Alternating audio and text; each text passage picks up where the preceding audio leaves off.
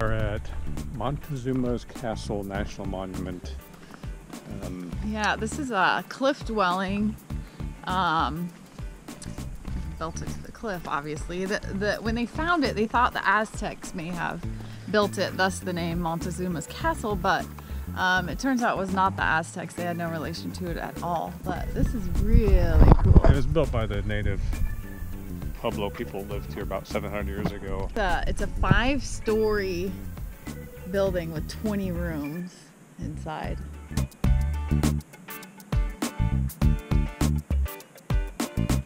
So where we are at an RV show at the University of Phoenix in Glendale, Arizona. Kind of an unexpected destination. She happened to see somewhere online about an RV show here that had a lot of Class B RVs, which is what we have. And now that we've been in it we've had it for over a year and mostly full time in it, last almost 5 months, I think. Yeah. And we kind of know now what we'd like to have, what we like and don't like. So there's a bunch of RVs, Class Bs here that we've never seen before, like Heimer, which I'm really interested in. So we're gonna go check it out, and I guess we're gonna talk to I think even the CEO of Roadtrek, Heimer, is here, and yeah, so should be interesting. So this should be fun. Yeah, we'll take the camera. Yep. Maybe we'll end up with a new van. I don't know about that. We'll see. I'm leaving the checkbook in the van.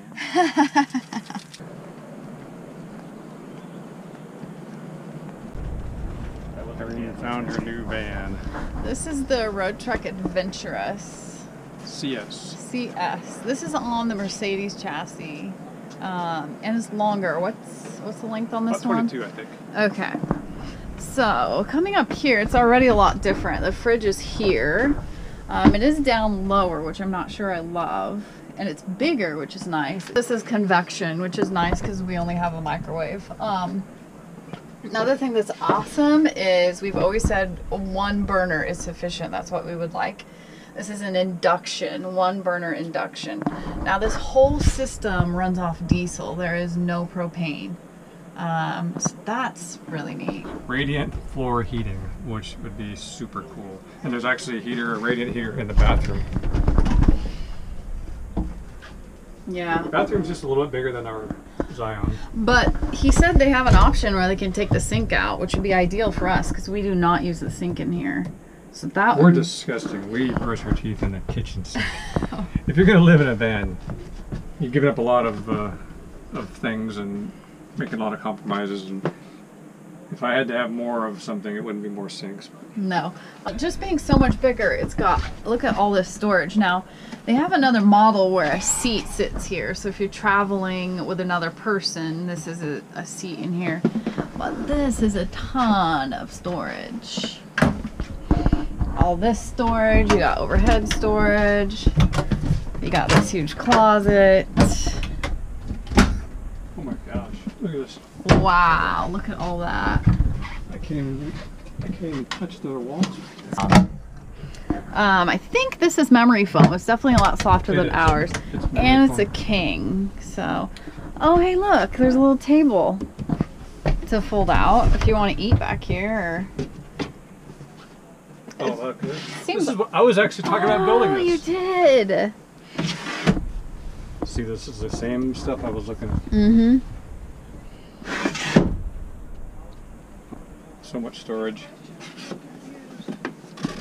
Here you go. Anyway, dream rig. Next vehicle. Oh, this is nice. They have the windows exposed here. Yeah, and it's diesel, and I think it gets about 22 miles to gallon is what I was told, so that's pretty good. And, 400,000 miles isn't a big deal on that. And when you're like us, we're putting almost 30,000 miles a year on our first year. That's comforting to know that 400,000. It's hard to invest a lot into accessories when you're putting so much mileage on, unless you know you're going to buy the exact same rig. And I hate to commit to, I must buy the exact same rig next year because I bought all these roof racks and bike racks and things like that. So having something that you can have for a long time would be really cool. Yeah. Did I mention radiant floor heating? Yourself. We're here with Jim Hamill, CEO of the Erwin-Heimer Group in North America. this He owns Roadtrek, which is what we have. Of all the different products, I think everyone has options that work for them. And we didn't know much about RVs, and especially Class Bs when we bought ours.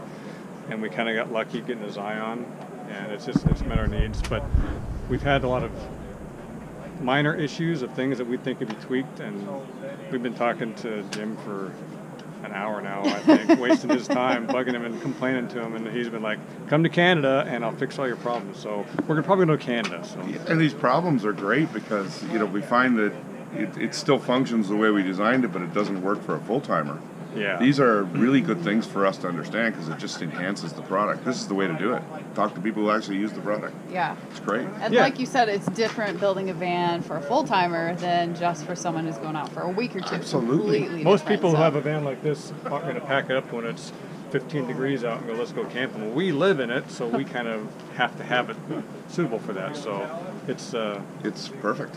Yeah. That's the best feedback because, you showed me where you put insulation in because where you sleep where it's cold. Well, I'm already have that checked off in my mind that I'm going to add it on everybody's.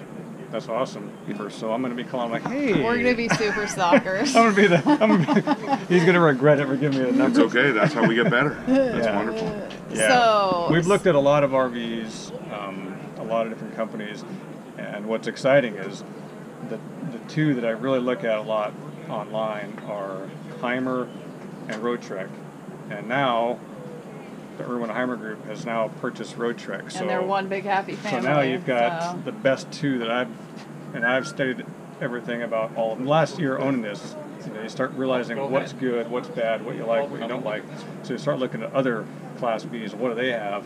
And Roadtrek and Heimer, in my opinion, for us and our needs, they can't be beat. And to have the two of them together is like super cool. So we're stoked, and we put a lot of miles on our van in its first year, and we're going to look to replace it very soon. And I'm pretty sure I'm going to be knocking on Jim's door in Canada, going, "Hey, remember me, the guy in the where are we? We're in Phoenix. Oh, we're yeah. in Phoenix. We're in Arizona. So stay tuned. There's a road trip to Canada soon. Nice. Thanks. Look forward to seeing you. All right. Thanks. Oh, just leaving the RV show. So awesome. Some neat stuff in there. Yeah, that one with the radiant floor heating. Did I mention that? That one had radiant floor heating. Yeah, she kind of fell in love with the Roadtrek on the Mercedes chassis, the CS Adventure or the RS? I think it was a CS. But it's definitely lifted higher. And it's more of like an adventure mobile. I guess we bought the Roadtrek because it had more of the things we liked, but it turned out it was the best decision we ever made because, I mean, you can't beat the customer service, and it felt good that he liked someone that's, kind of being almost full-time in the van. Yeah. Taking so, a different perspective. Yeah, because I guess I never thought about it, that most people don't live full-time. I wouldn't care about most of those issues that we have if we were just in it for a weekend here or a couple weeks here and there. Mm-hmm. But anyway, I'm looking forward to going to Canada and checking out the factory and talking about some of the things that he's working on a rack system for a kayak that we can use. And so, not to mention this year Canada is celebrating their 150th year as a country. All parks are free. What is it? Free camping in all their parks. Yeah. What? Yeah. And he gave me a free Canada parking pass. It's kind of like cosmic. We have to go now, right? Yeah.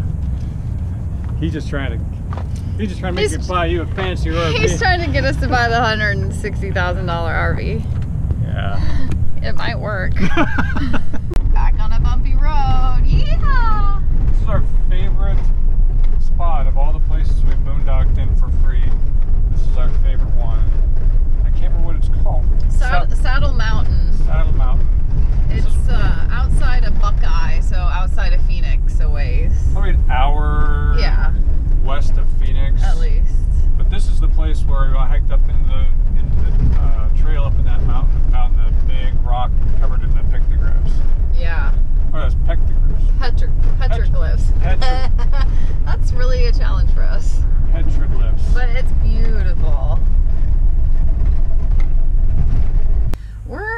in Wickenburg, Arizona. We stayed at Saddle Mountain BLM Land, one of our favorite spots to stay last night after the RV show. It's very remote. I don't think there was no one within a mile of us last night. No, we saw no one. And I got to fly the drone, so I'll have some drone footage on this video, which is kind of cool. Yeah. However, there were a inordinate amount of flies. I'm talking crazy, like Lord of the Flies crazy. Now that I think about it, this is where you made your fly swatter the last time we were there. Yeah, well, they weren't like that. No, I mean, it was there, and they kind of stung when they bit. Anyway, we still have a few flies in here from there. So, you know, I think it might, there's just down the road from that, a couple miles, there's a bunch of dairies. Yeah, so, farmland and stuff. So I think that might have been it, but maybe it was the heat, which is kind of nice about, you know, one of the things that we do a lot of is if we don't like the temperature someplace, we kind of look at the map and look at the weather app and go, oh, it's 75 in Prescott. Let's go to Prescott. Yeah, we're gonna change our reality. So that's one of the luxurious parts of living in a van and being mobile, is that if you don't like a place, you just move. We are going to grab some groceries at the Safeway and probably some cold beer. Root beer for me. We're going to head up to Prescott, find that BLM land, set up camp. Air out the van and get rid of the flies. If you've been liking our videos, share, subscribe, and like, and leave some comments for us. We're going to leave you with some drone footage, and make sure to stay to the very end. There might be a blooper. She always does that to me. Why is it always you? It's not always you. See you in a few days. Talk to you soon. See ya.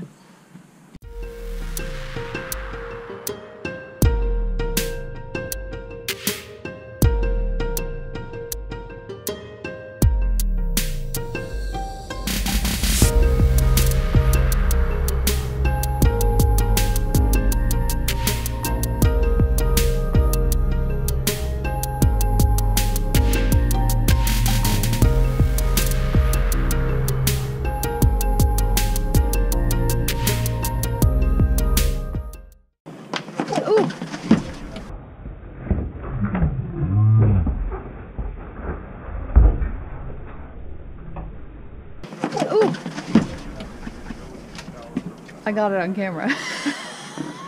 We don't have this ledge in ours. We don't. We don't have.